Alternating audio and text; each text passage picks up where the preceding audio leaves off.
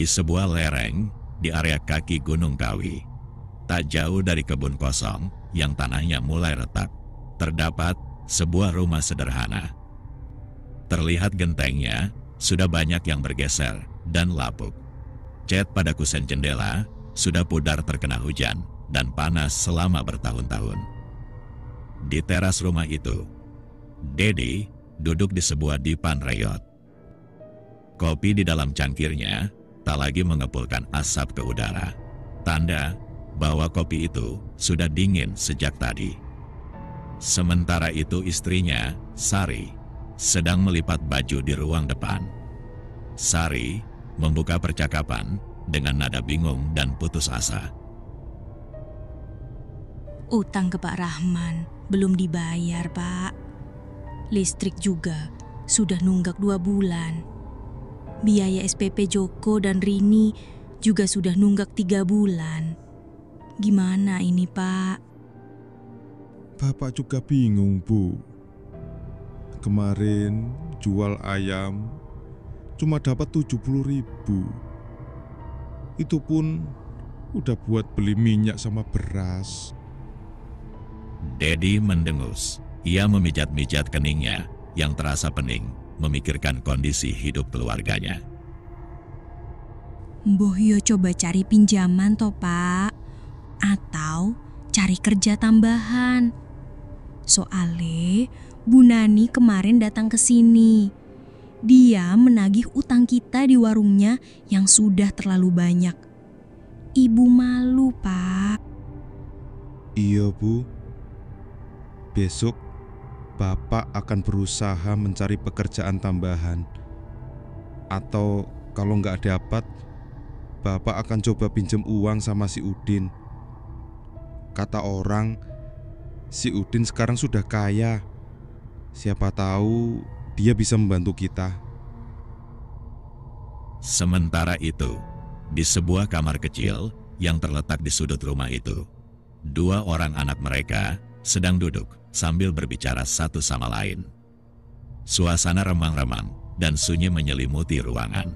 Lampu 5 watt yang tergantung di langit-langit bergoyang perlahan terkena hembusan angin dari sela-sela dinding.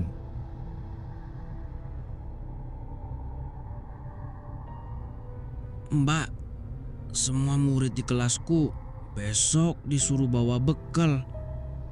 Tapi Joko malu, Mbak. Masa bekalnya cuma singkong rebus aja? Joko bilang lupa aja ya sama Bu Guru. Iya, bilang saja begitu, Jok. Kita jangan menambah pikiran ibu sama bapak dengan soal begini. Timbal Rini, anak tertua dari pasangan, Dedi dan Sari, yang saat itu baru duduk di kelas 2 SMP. Namun, karena semenjak kecil, Rini sudah tumbuh dalam keadaan prihatin. Membuat pikirannya sudah dewasa sedari kecil. Dari arah luar, terlihat Bu Sari masuk ke dalam kamar itu. Ia kemudian duduk di samping Rini dan Joko, lalu mengelus kepala mereka secara bergantian. Yang sabar ya, Nak. Maaf, Ibu belum bisa memberikan yang terbaik buat kalian. Tapi semoga Bapak besok bisa dapat pekerjaan tambahan supaya bisa melunasi biaya SPP kalian. Sekarang kita makan dulu ya. Rini dan Joko mengangguk. Mereka bertiga kemudian keluar dari ruangan itu, berjalan menuju dapur. Saat itu di dapur, di dalam tudung saji, yang tersedia hanya nasi putih dan beberapa potong tempe goreng yang diiris kecil. Joko dan Rini mulai menyantap makanan itu, sementara sang ibu hanya memandangi mereka berdua. Joko dengan polos bertanya kepada ibunya, kenapa ibu dan bapaknya tak ikut makan. Bu, kenapa bapak sama ibu tidak ikut makan sama kita? Ibunya hanya tersenyum, seraya berkata, Ibu dan Bapak tadi sudah makan, Nak. Sudah, sekarang Joko dan Mbak Rini Makan saja yang kenyang ya. Sementara itu, di depan pintu utama rumah, Dedi sedang berdiri. Langit di desa malam itu nampak mendung. Ujung pohon-pohon di kejauhan seperti bayangan tak jelas bentuknya. Angin turun dari arah gunung, membawa hawa dingin yang begitu menusuk kulit. Ia berdiri cukup lama di sana, seperti sedang memikirkan sesuatu. Setelah beberapa menit kemudian, ia melangkah keluar dari pintu, seraya berpamitan pada istri dan keluarganya. Bu, Bapak keluar sebentar. Kunci saja pintunya kalau Bapak belum pulang sebelum jam 10. Ucap Dedi sembari perlahan melangkah keluar dari rumah. Dalam pikirannya, ia hendak menuju sebuah warung kopi kecil yang terletak di sudut desa. Pikirannya saat itu masih berkutat seputar hutang-hutangnya. Dan bagaimana caranya agar dapat dengan segera melunasi hutang-hutangnya itu. Tak lama ia berjalan, terlihat sebuah bangunan kecil di ujung jalan.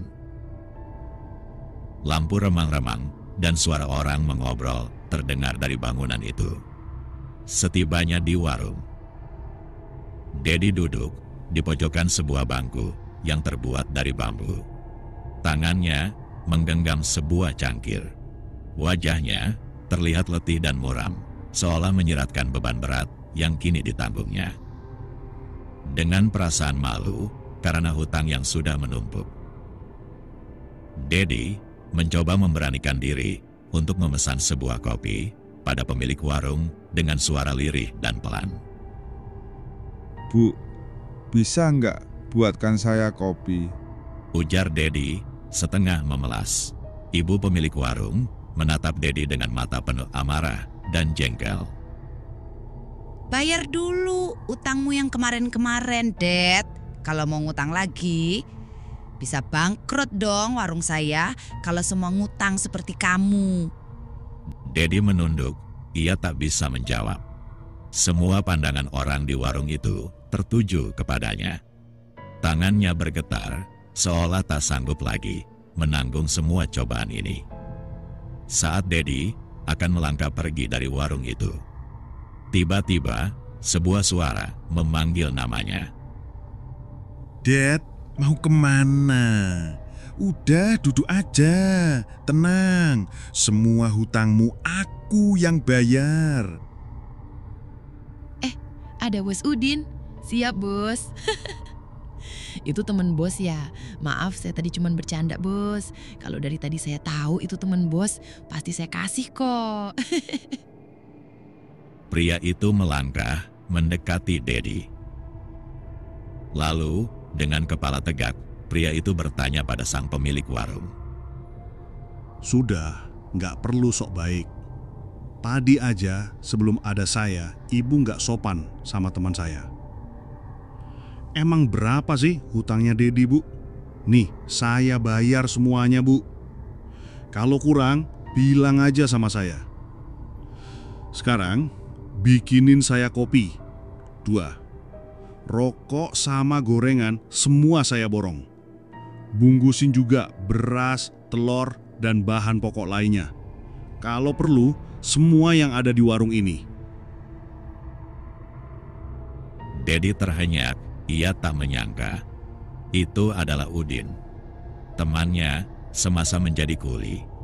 Kini dia berubah menjadi orang yang dihormati dan bergelimang harta. Orang-orang di warung itu yang tadinya memandang sebelah mata dirinya, kini berubah drastis semenjak kedatangan Udin. Dengan tangan yang masih gemetar, Dedi kembali duduk di atas bangku yang tadi ia duduki. Udin kembali berkata, "Ayo bapak-bapak, silakan pesen apa saja. Tenang, malam ini semua saya yang bayar." "Ayo Dad, duduknya sebelah sini. Silakan pesen apa saja yang kamu mau." Beberapa orang yang ada di warung itu menunjukkan ekspresi kekaguman pada sosok Udin. Begitu juga dengan si ibu warung yang merasa mendapatkan rejeki nomplok karena kedatangan sosok Udin.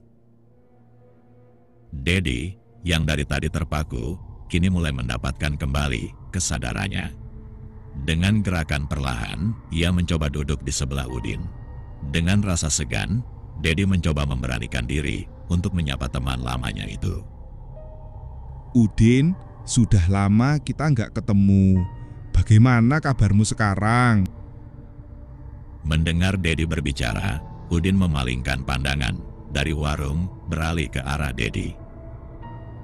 Baik, Ded. Bagaimana kabarmu? Oh iya, bagaimana keadaan keluargamu? Joko sekarang pasti sudah besar ya? Semua orang di warung itu tak berani mengeluarkan suara. Mereka takut mengganggu pembicaraan antara Dedi dan Udin. Baik, Din. Oh iya, terima kasih yo. Kamu sudah bersedia membayar hutang-hutangku. Alhamdulillah, Din. Keluargaku juga baik-baik saja. Iya, Din. Sekarang Joko sudah besar, sudah kelas 4 SD. Udin tertawa mendengar perkataan Dedi. Sudah, jangan dibahas, Ded. Kita ini kan teman. Sesama teman, ya harus saling membantu, betul toh? Iya, Din. Tapi ini terlalu banyak untukku. Bagaimana aku bisa membayarnya kalau sebanyak ini?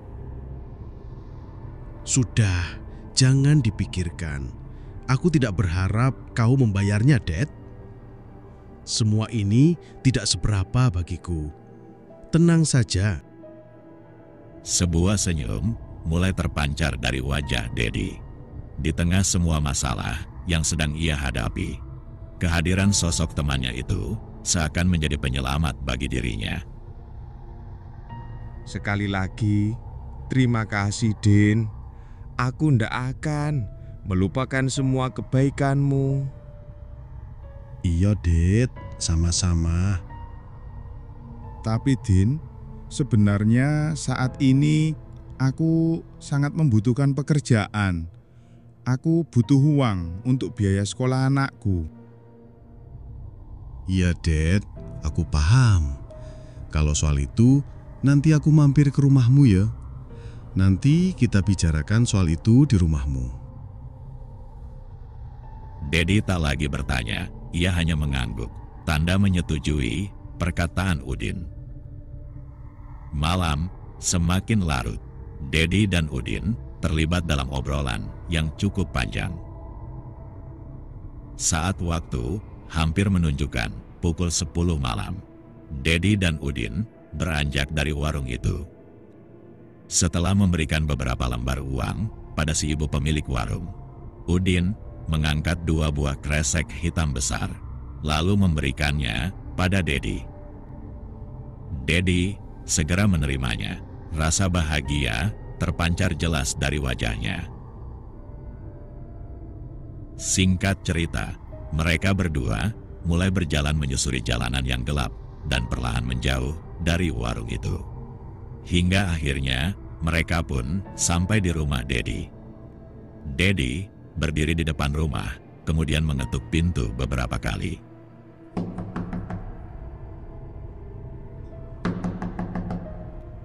Bu, buka pintunya, Bu.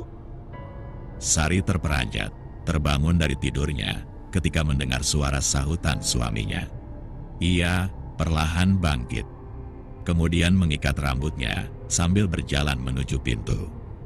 Kemudian membuka slot kunci yang terlihat sudah berkarat. Ibu, sudah tidur ya? Kenapa lama buka pintunya? Iya, Pak. Maaf, barusan ibu ketiduran. Ini Mas Udin ya? Apa kabar, Mas? Ayo, silahkan masuk. Ayo, ajak masuk Mas Udinnya, Pak. Yo, Mbak, ini saya. Alhamdulillah, saya baik, Mbak. Mereka bertiga pun akhirnya masuk ke dalam rumah itu. Bu, tolong ambilkan air ya buat Mas Udin. Seru Dedi kepada istrinya. Yo Pak, sebentar yo. Gak usah repot-repot, Det. Aku gak akan lama mampirnya kok. Gak usah, Mbak. Aku cuma sebentar kok mampirnya. Berikan saja kresek itu sama istrimu, Det. Kita lanjutkan saja obrolan yang di warung tadi. Ujar Udin kepada Dedi dan istrinya. Sementara itu, pandangan Sari mengarah pada 2 kresek besar yang sedang dipegang suaminya. Oh iya Din. Bu, ini pemberian Mas Udin untuk kita. Dedi mengangkat 2 kresek itu, lalu memberikannya kepada istrinya. Oh alah, terima kasih Mas Udin. Apa ini gak kebanyakan Mas? Tergambar senyum lebar di wajah Sari melihat beberapa bahan pokok di dalam kresek itu. Iya, Mbak. Sama-sama. Gak apa-apa, Mbak. Anggap saja itu hadiah dari saya buat Rini dan Joko. Kalau begitu, saya ngobrol sama Mas Dedi dulu ya di depan. Iya Mas Udin, silakan. Sekali lagi terima kasih ya. Udin hanya tersenyum membalas perkataan Sari. Akhirnya, Udin berjalan ke ruang tengah sembari merangkul bahu Dedi. Sedangkan saat itu, di dapur, Sari tengah sibuk membereskan beberapa belanjaan yang terdapat di dalam kresek itu. Di ruang tengah, Udin mulai berbicara kepada Dedi. Begini, Det. Kamu sedang butuh uang, bukan? Segini cukup tidak? Udin mengeluarkan segepok uang, lalu memberikannya ke tangan Dedi. Dedi terperanjat. Seumur hidupnya, baru kali ini Dedi memegang uang sebanyak itu. Ini terlalu banyak, Din. Aku tak bisa menerimanya. Aku juga butuh pekerjaan, Din. Supaya aku bisa seperti kamu. Udin tertawa mendengar perkataan Dedi. Kemudian ia berucap. Kamu serius ingin sepertiku, Det? Serius, Din. Aku capek hidup miskin terus. Aku ingin seperti kamu, punya banyak uang, dan orang-orang menghargaiku. Ucap Dedi dengan penuh keseriusan. Udin melangkah mendekati Dedi, kemudian membisikkan sesuatu ke telinganya. Begitu, Det. Coba kamu pikir-pikir dulu. Kalau sudah yakin, tinggal hubungi saja aku. Dedi termenung beberapa saat setelah mendengar bisikan dari Udin. Kemudian, Udin menepuk pundak Dedi seraya berkata, Kalau begitu, aku pulang dulu ya, Det. Kamu pikirkan baik-baik tawaranku. Cuma cara itu satu-satunya yang bisa membuat hidupmu berubah secara instan. Iya, Din. Terima kasih ya untuk semuanya. Tawaranmu itu aku pikirkan dulu ya. Setelah aku siap, pasti aku akan menghubungimu lagi. Akhirnya, Udin berlalu meninggalkan rumah itu. Meninggalkan Dedi yang termenung memikirkan perkataannya barusan. Suara jam dinding berdetak pelan terasa begitu jelas dalam keheningan. Istri dan anak-anaknya sudah tertidur. Lampu ruang tamu dimatikan, hanya cahaya samar dari luar yang menyusup lewat celah bilik. Dedi menghela napas panjang, matanya berkaca-kaca. Kemudian ia bergumam kepada dirinya sendiri. Mungkin dengan cara ini, kehidupan keluargaku bisa berubah dan tak lagi dipandang rendah orang lain. Beberapa malam kemudian, setelah pertemuannya dengan Udin. Saat itu, Dedi tengah duduk di tengah rumah, sembari menggenggam sebuah ponsel kecil. Satu-satunya alat komunikasi di rumah itu. Dedi menghela nafas panjang, kemudian beberapa kali menekan tombol yang terdapat pada ponsel. Halo Din, aku sudah siap. Apa yang harus aku lakukan? Halo Det. Baguslah.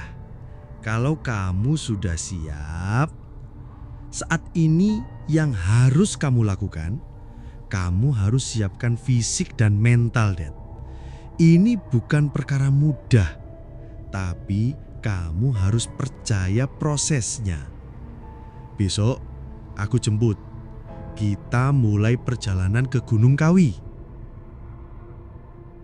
Dedi mengangguk pelan, walau tak terlihat di ujung telepon. Malam itu, pikirannya bergulung seperti ombak. Takut dan ragu bercampur jadi satu. Tapi tekadnya saat itu sudah bulat.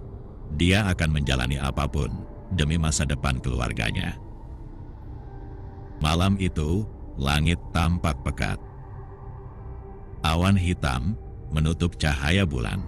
Hanya cahaya lampu jalan yang sesekali menerangi jalur sempit menuju lereng Gunung Kawi. Dedi duduk di jok belakang motor milik Udin. Angin malam pegunungan menemani sepanjang perjalanan, membuat tubuh keduanya seakan terasa membeku. Sekitar 1 jam perjalanan, mereka sampai di sebuah jalur kecil yang hanya bisa dilalui dengan motor. Di ujung jalan itu, ada bangunan kayu sederhana berdiri di antara pepohonan. Udin memarkirkan motornya di halaman rumah itu. Satu lampu minyak menggantung di depan pintu. Di bawah cahaya temaramnya, tampak sosok pria tua duduk bersila, diam, seolah sudah tahu mereka akan datang. Udin berjalan duluan, diikuti Dedi di belakangnya. Udin membungkukkan tubuhnya, memberi hormat kepada lelaki tua yang tengah duduk di depan rumah itu. Tanpa ada yang menyuruh, Dedi segera mengikuti gerakan Udin, membungkukkan badan seolah memberi hormat. Assalamualaikum, Mbah. Waalaikumsalam. Kau datang lagi, Din? Iya, Mbah. Saya bawa orang baru. Ini teman saya, Mbah. Lelaki tua itu menatap tajam ke arah Dedi, kemudian berkata, Siapa namamu, Nak? Dengan terbata-bata, Dedi menjawab pertanyaan lelaki tua itu. Dedi, Mbah. Nama saya Dedi. Aku sudah tahu maksud kedatangan orang-orang seperti kalian ke sini. Kalau tidak soal perempuan, pasti kalian mencari kekayaan. Aku cuma penunjuk jalan yang menjalani kalian sendiri. Dedi menunduk, ia tak berani menjawab. Lelaki tua itu berdiri perlahan, lalu mempersilakan mereka masuk menuju ruangan kayu yang terletak di belakang rumah. Bau kemenyan menyeruak dari celah pintu yang dibuka perlahan. Di dalam ruangan itu, suasananya sangat berbeda. Ruangan itu kosong, namun terasa sesak saat mereka bertiga memasuki ruangan itu. Di atas meja kecil yang terbuat dari kayu nangka, nampak tertata beberapa sesajen yang sudah tersusun rapi. Kembang 7 rupa, kemenyan, dan kepala ayam cemani yang masih nampak segar. Sebelum kita memulai ritualnya, aku tanya sekali lagi padamu. Apa kau sudah yakin, Nak? Lelaki tua itu memandang ke arah Dedi, seakan mencoba memastikan kembali keteguhan tekad Dedi. Yakin, Mbah. Saya sangat yakin.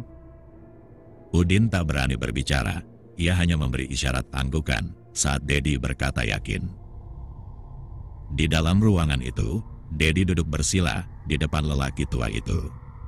Di sampingnya Udin turut menemani.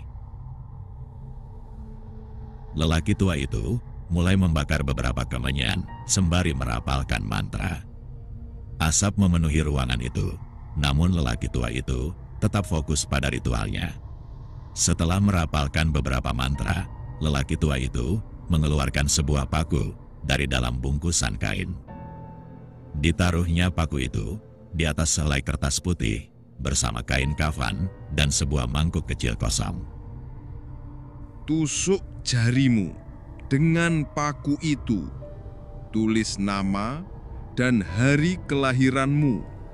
Setelah itu, bungkus dengan kain kafan dan masukkan di mangkuk kecil itu. Dedi menelan ludah. Untuk sesaat, ia merasa ragu. Namun, ia sadar masa depan keluarganya berada di tangannya saat ini. Kemenyan masih menyala. Asapnya mengambang perlahan memenuhi bilik sempit yang hanya diterangi cahaya lampu minyak. Suasana saat itu begitu senyap. Dedi terduduk di hadapan mangkuk kecil berisikan kain kafan, sebuah kertas dan paku berwarna kuning keemasan. Dedi menarik napas panjang. Tangannya meraih paku itu perlahan. Ia menggigit bibirnya, lalu menancapkan ujung paku itu ke jarinya. Darah menetes perlahan keluar dari jarinya.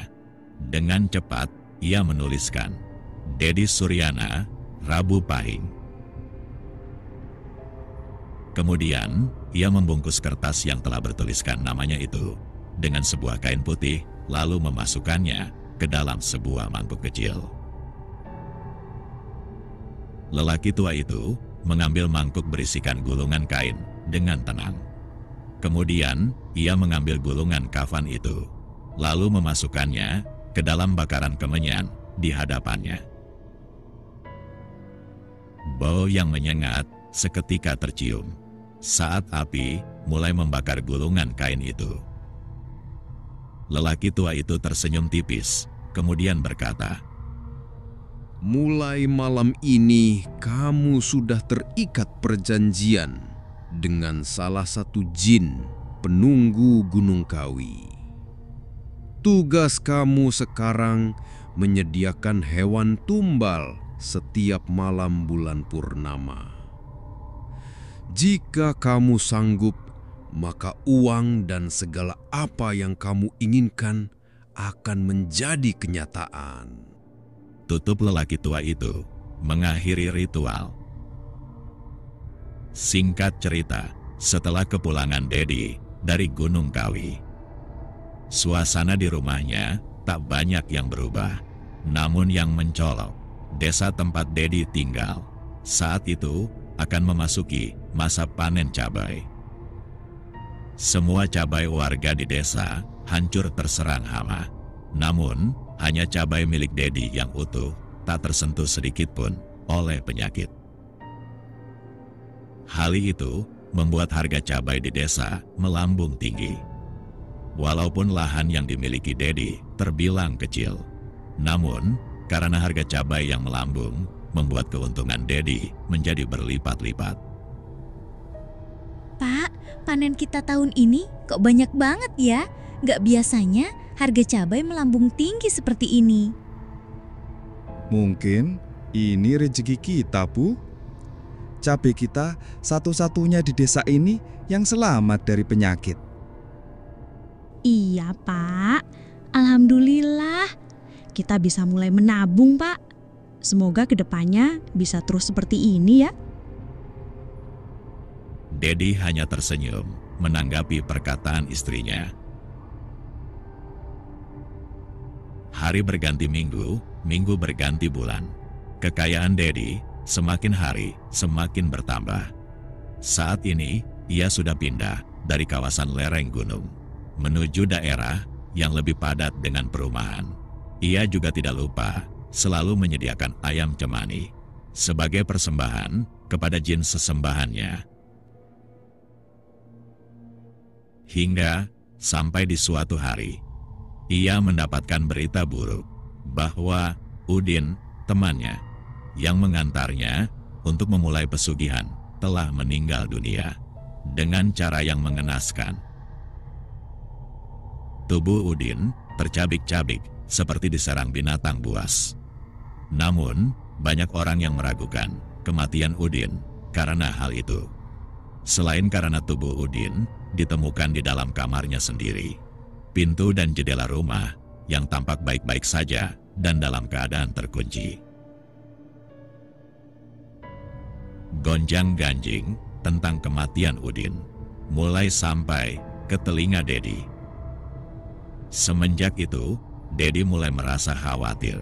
Ia mulai takut jika dirinya bernasib sama seperti temannya itu. Ia berusaha untuk menemui lelaki tua yang menjadi jalan dirinya masuk dalam pesugihan itu. Namun, saat ia pergi ke tempat itu, rumah dan sosok si kakek itu tak lagi ada di sana.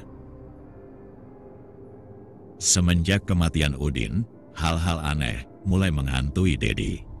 Mulai dari bisikan-bisikan aneh di telinganya, hingga Dedi mulai merasa seolah-olah sedang diawasi. Tepat 1 tahun semenjak Dedi memulai pesugihan itu, gangguan-gangguan gaib itu mulai lebih sering muncul. Hingga pada suatu malam, gangguan itu mencapai puncaknya. Saat itu, malam Rabu Pahing, istri dan anak-anaknya sudah tertidur lelap waktu itu. Dedi sedang duduk di depan teras, memandangi langit malam di depan rumahnya. Angin malam tiba-tiba berhembus lebih kencang. Dari arah semak-semak mengepul sebuah asap putih yang perlahan membentuk sebuah bayangan. Dedi menyipitkan matanya, mencoba melihat dengan lebih teliti ke arah bayangan itu. Namun, saat Dedi mencoba melihat dengan lebih seksama, sosok bayangan itu hilang seketika. Kemudian muncul tepat di sampingnya. Dedi terperanjat, ia terjatuh dari kursinya, kemudian dengan sekuat tenaga, ia merangkak masuk ke dalam rumah sembari berteriak. Pocong! Pocong! Pocong! Tolong, Bu! Bu! Pocong, Bu! Tolong! Dedi segera masuk menuju kamarnya. Ia segera menyelimuti tubuhnya, mencoba bersembunyi dari sosok pocong yang menghantuinya. Sari, istri Dedi, akhirnya terbangun setelah mendengar suaminya menggumamkan kata pocong. Pak, Bapak kenapa, Pak? Itu, Bu, ada pocong di depan pintu. Sari menoleh ke sekitar ruangan, mencoba mencari sosok yang dibicarakan suaminya. Namun sosok itu tak terlihat di mata Sari. Semenjak kejadian itu, kewarasan Dedi mulai terganggu. Ia sering terlihat berjalan, memutari jalanan kampung sembari berbicara sendiri. Kadang, ia terlihat berlari sendiri, seolah sedang dikejar sesuatu. Anak-anak di desa itu mulai menganggap Dedi sebagai orang yang tidak waras. Orang gila, orang gila, orang gila. Awas, awas, ada orang gila ngamuk. Hei, anak kecil, jangan sembarangan bicara ya. Aku ini orang terkaya di desa. Warga kampung juga mulai menggunjingkan keadaan Dedi saat ini. Lihat, Bu, Pak Dedi pasti kayaknya hasil pesugihan itu. Kayaknya cepat tapi nggak lama. Sekarang malah jadi gak waras. Iya, Bu, ya, amit-amit deh. Mending sederhana ya, Bu, daripada harus kaya hasil uang seperti itu. Gunjingan demi gunjingan kian terdengar di telinga Sari. Hingga sampai pada satu hari, Sari sudah merasa lelah, memutuskan untuk meninggalkan suaminya dan kembali ke kampung halamannya di Jawa Timur. Singkat cerita, semenjak kepergian istrinya, Dedi kini hidup sebatang kara. Tak ada lagi yang memberinya makan. Dedi bertahan hidup dengan memungut makanan sisa dari tempat sampah. Terkadang ia juga memakan bangkai kucing atau ayam yang ia temukan. Hingga sampai satu hari, Dedi ditemukan tergeletak di sebuah pemakaman umum dengan luka cabikan seperti diterkam binatang buas. Warga desa tak ada yang mau mengurusi jenazah Dedi, hingga Pak Lurah turun tangan membayar beberapa orang untuk mengurus jenazah Dedi. Di akhir cerita, terlihat dua orang laki-laki, yang satu membawa nampan minuman dan yang satu membawa nampan buah-buahan. Mereka membungkuk, menyembah seekor siluman ular yang menjadi tuan mereka.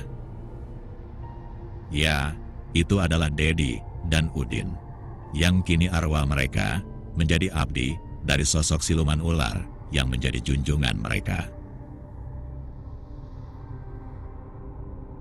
Itulah cerita kita malam ini tentang cerita yang beredar di masyarakat mengenai orang-orang yang mencari jalan cepat untuk mendapat kekayaan di sekitaran daerah Gunung Kawi. Nantikan cerita selanjutnya hanya di channel Cerita Horor Misteri. Akhir kata, saya Rocky, mewakili kru yang bertugas, mengucapkan selamat malam. Dan jangan lupa subscribe